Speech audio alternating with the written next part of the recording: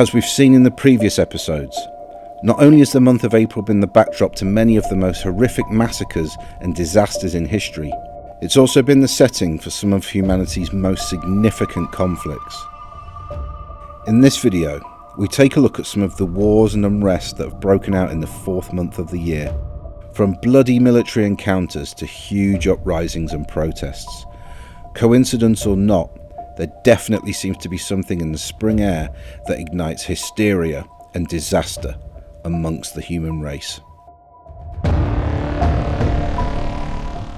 Please be aware that the following footage is not easy viewing.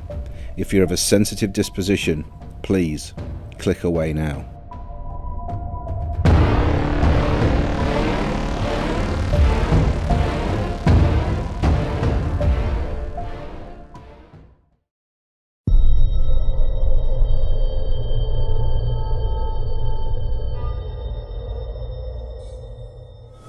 Anarchy on the streets of Los Angeles as the mob, which originally sought justice for the victim of a police beating, turned to take its profits from the mayhem it had caused.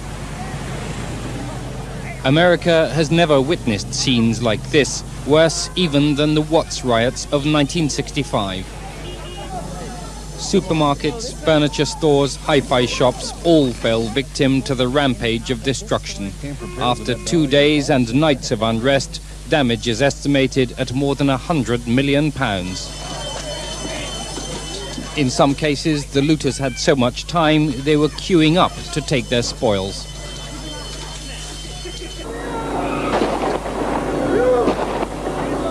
At the height of the rioting, the only order in effect on the ground was the law of the gun. After seeing dozens of local stores robbed or destroyed, one group of Korean shopkeepers took up arms to defend their property, firing wildly to deter rioters.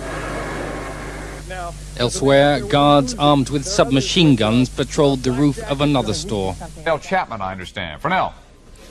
Well, yes, John. I am in South Central Los Angeles, immediately behind the AME Church, where there was that big rally earlier. And as you can see, maybe half a mile or so away from me is a major fire. This is only one of a number of major fires here in South Central Los Angeles. According to City Fire, there are now approximately 40 separate fires, significant fires, underway in South Central Los Angeles. All total, since about 7:30, we are informed, there have been in excess of 150 separate fires.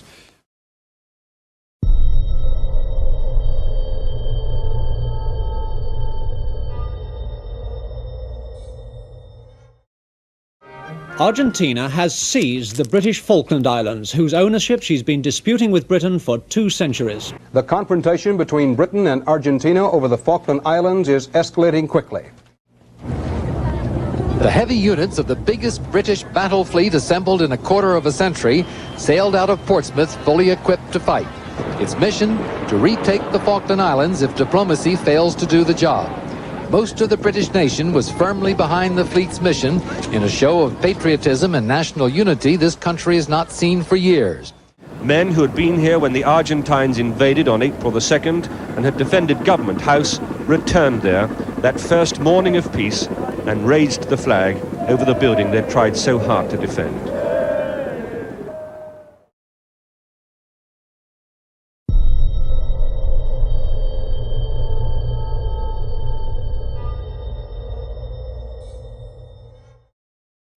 Tuesday, April 29th. The streets of Saigon, usually jammed with traffic at the morning rush hour, are quiet. The attack by communist aircraft at Saigon's Tan Son Nhut airport the day before has prompted a 24-hour curfew. And the only people on the streets are ambulance drivers and policemen. With communist forces only a few miles from the center of Saigon, the order to evacuate American nationals is given. Americans and citizens of third countries who have been guaranteed space on the airlift gather at assembly points for the bus ride to Tan Son Nhut Airport. South Vietnamese Army pilots flew their families to safety aboard the carriers as well. But because there wasn't room to store their helicopters as well as those flown by American pilots, the Vietnamese were forced to ditch their aircraft at sea. The pilots were picked up by American Navy rescue boats.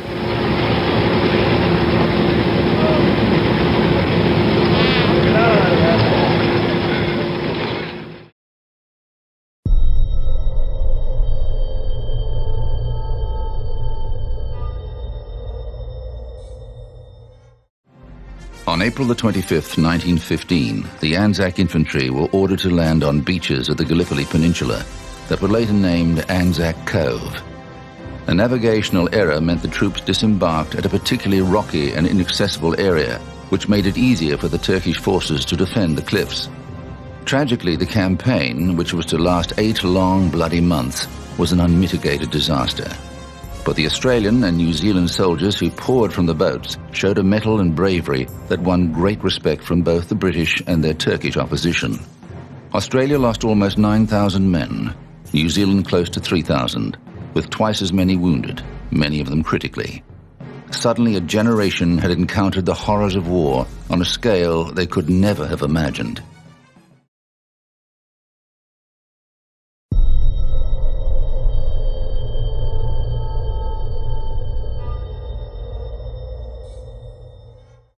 Thousands of black people from across the country came to the streets of London, a day known as the Black People's Day of Action. But those voices went unheard. The New Cross fire became a symbol of the suffering and neglect that many black people felt. Soon, a wave of resistance would spread across the nation. In April 1981, the police launched the controversial Operation Swamp that appeared to deliberately echo Prime Minister Margaret Thatcher's comment that British people might be afraid of being swamped by people of a different culture. Within a matter of days, hundreds of people were stopped and searched. Many were arrested. The community were upset and suspicious of the way the police were handling the operation. And by the 10th of April, they'd had enough and fought back. There were street battles between the protesters and the police. Vehicles and buildings were set on fire. For 3 days, Brixton burned as the community protested against their treatment at the hands of the police and the government.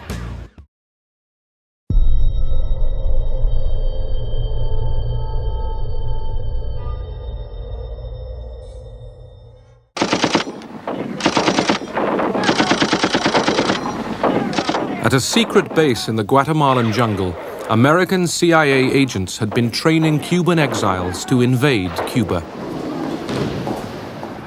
An advance wave of American bombers planned to destroy Castro's air force on the ground. The president, worried that this might reveal Washington's role, ordered the operation scaled down. On April the 15th, 1961, just 6 American bombers, disguised in the colors of the Cuban Air Force, took off from Nicaragua for a crucial attack on Cuban airfields.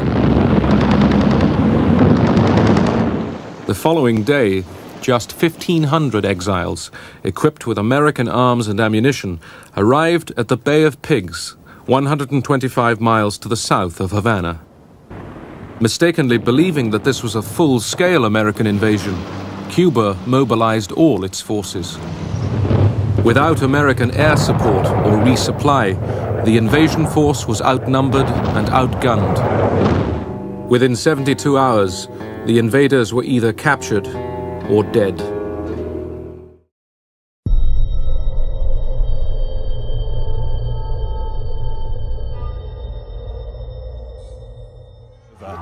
And in China, young people took to the streets to call for reform, but were met with a force beyond imagination. I walked into a revolution. Hu Yaobang was the General Secretary of the Communist Party of China, and on 15th April 1989, he died. Hu Yaobang was seen as a liberal. He was loved by the people. College students pour onto the streets to mourn his passing. Soon, mourners become protesters. They turn Tieanaman Square, the country's symbol of sovereignty, into a hub of dissent and protest. They want a crackdown on corruption. They want freedom of press. They call for an awakening to reform and progress in China. 22nd April, Hu Hu Yaobang's funeral is held. Tens of thousands of students gather outside. 3 of them kneel at the entrance, begging to have a dialogue with the premier, Li Peng. Their plea falls on deaf ears. With the consent of the most senior leaders in the Communist Party, its official mouthpiece, the People's Daily, publishes an editorial vowing to take a clear-cut stand against disturbances. In the Cultural Revolution, the term labelled anyone against the government as a danger to society that needed to be purged. Within hours, campus walls are lined with handwritten posters condemning the editorial and its wording. They demand dialogue with the government and a withdrawal of the April 26 editorial. The government does not give in. A standoff begins. The April 26 editorial becomes the defining moment of the protest movement. Eventually, it will lead to a military crackdown and determine the fate of thousands of young people in China.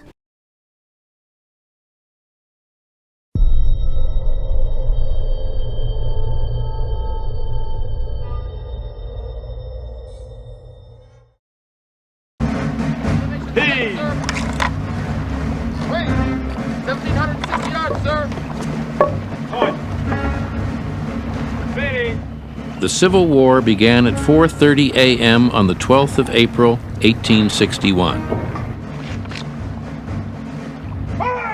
General Pierre-Gustave Toutant Beauregard ordered his Confederate gunners to open fire on Fort Sumter.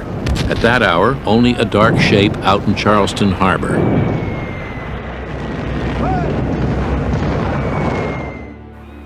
"34 hours later, a white flag over the fort ended the bombardment. The only casualty had been a Confederate horse. It was a bloodless opening to the bloodiest war in American history."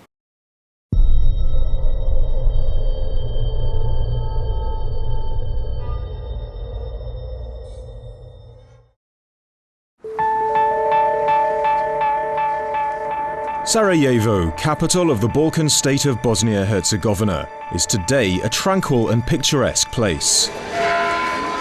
But its name will forever be associated with bloodshed. In the spring of 1992, the city became the object of what was to be the longest siege in modern history. For 44 consecutive months, its citizens were forced to take up arms to defend themselves from attack by Serb forces. Forces whose violent actions against Bosnian Muslims across the country gave rise to the very term ethnic cleansing.